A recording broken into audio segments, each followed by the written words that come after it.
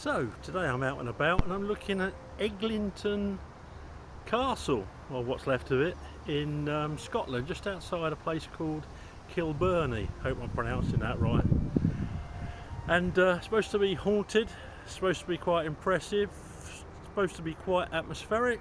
So let's go and have a look, shall we?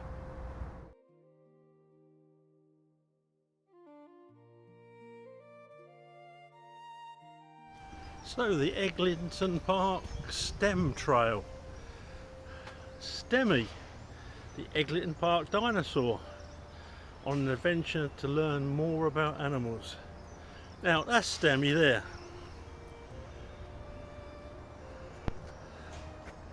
That can't be Stemmy, can it? That looks like a big rat with, I don't know, measles? Still, the children won't be as pedantic as me, will they?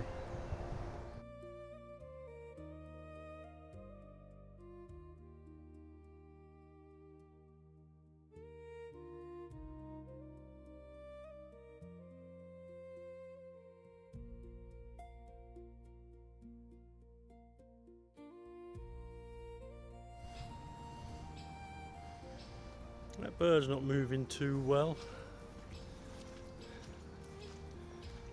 I think it's lost some feathers or something. That's a shame.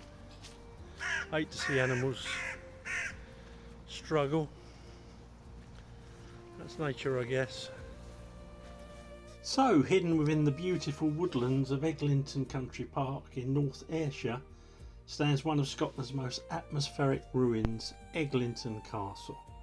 A once magnificent Gothic mansion, now little more than a roofless shell. But while the walls may have crumbled, the stories certainly haven't, because according to local legend, Eglinton isn't just the home of centuries of history, it's also the home of some ghosts.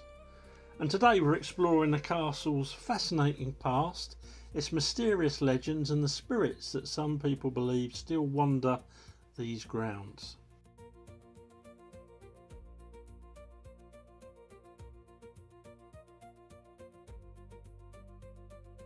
The original Eglinton Castle stood nearby and was the ancestral seat of the Earls of Eglinton for centuries.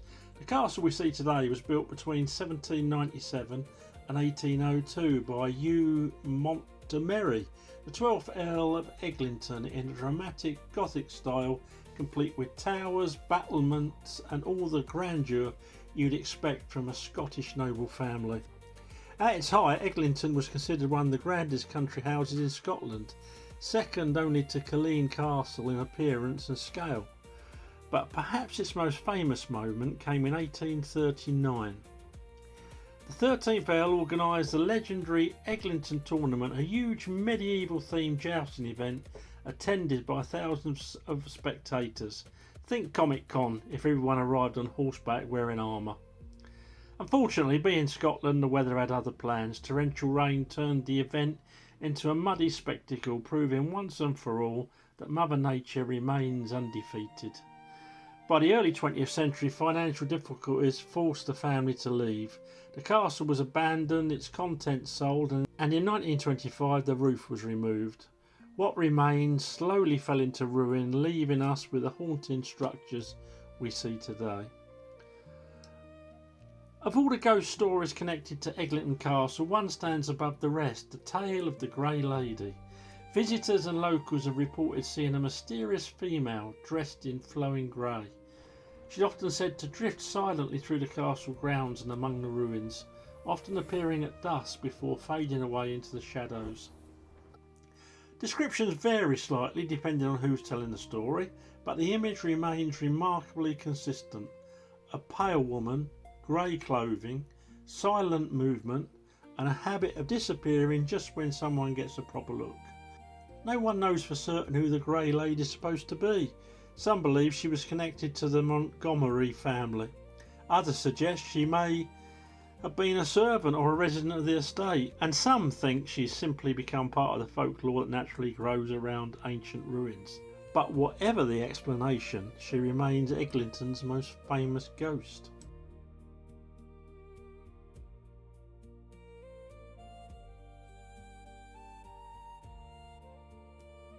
Now, if you thought ghosts only haunted castles and dark corridors, think again. One of Eglinton's stranger legends centres on something far less intimidating, a croquet field. Not exactly the setting for a horror film. Imagine explaining that to your friends. Where did you see the ghost? Near the aggressively competitive lawn game. According to local stories, a female apparition has been seen around the site of the castle's former croquet lawn. Witnesses describe a woman appearing briefly before vanishing without a trace. As with many ghost legends, details are scarce. There are no dramatic chains rattling, no headless horsemen, and thankfully no haunted croquet mallets, just a reoccurring tale of a woman who appears where the old sporting grounds once stood.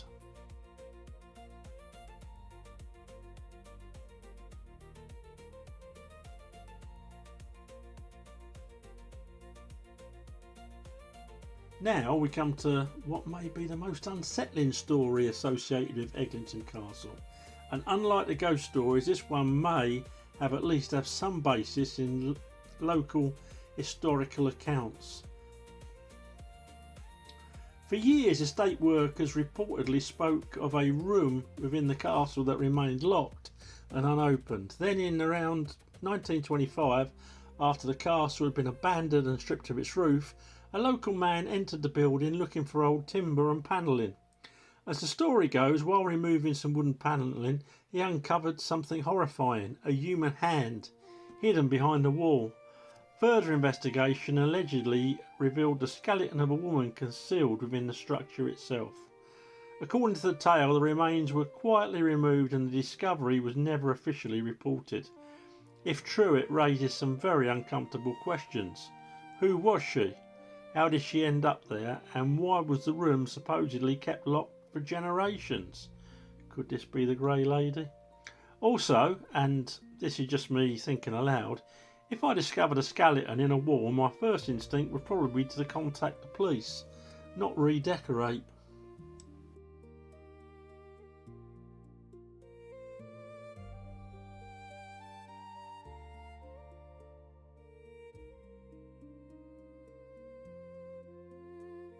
The White Lady. Foggy woodland footage. As if one mysterious woman wasn't enough, local folklore around Eglinton also includes sightings of a White Lady. The White Lady is one of the most common figures in Scottish ghost lore. Stories of pale female apparitions appear all across the country, often connected to a tragedy, heartbreak or untimely death. Eglinton reports describe a white-clad figure appearing briefly among the grounds before disappearing. Some believe the White Lady and the Grey Lady are actually the same spirit seen under different conditions. She obviously likes her fashion. Others insist they are entirely separate entities. Ghost hunters naturally love debating this. It's basically the paranormal version of arguing whether a film sequel counts as a canon.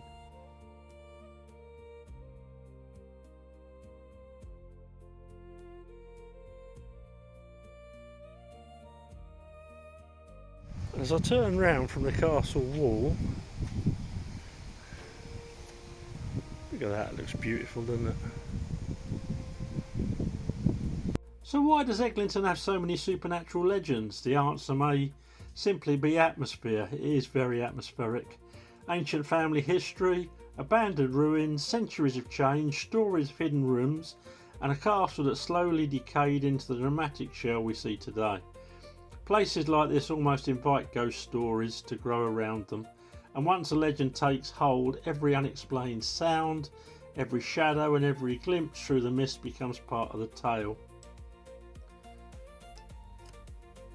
Whether you believe in ghosts or not, there's no denying that Eglinton Castle is one of Scotland's most fascinating historical sites.